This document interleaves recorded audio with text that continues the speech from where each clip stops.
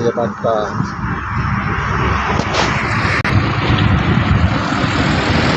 Suasana sebelah petang 17 Ramadan di kawasan Getok Cabai nak masuk ke Taman Kiara.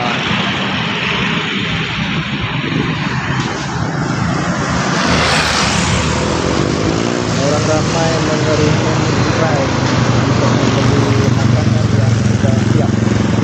Di sana tu ada nasi kerabu, nasi lemak, dan juga ikan bakar.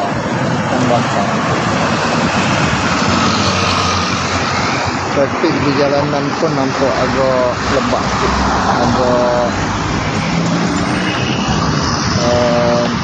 banyak lah.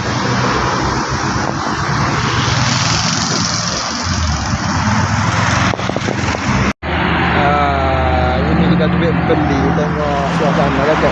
Ini kita kawasan Kedai Gali dah. Kedai Gali, Getok Cabai, Taman Kiara. Tu rutin dah tak ada beres-beres insya-Allah.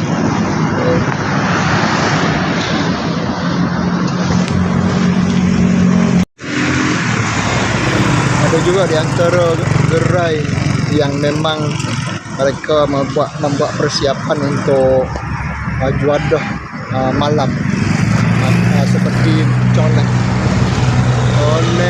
lepas tu jenis macam celup cendol apa semua lah. Ini sekitar suasana 17 Ramadan sekitar Getok Cabai, Taman Kiara.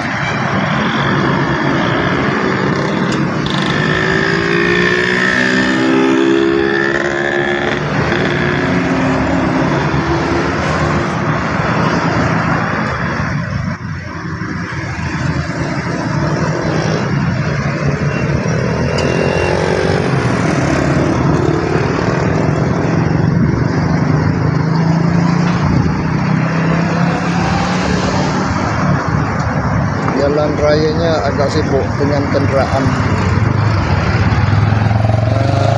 Pada waktu ini jam menunjukkan lebih kurang pukul 6.32 petang.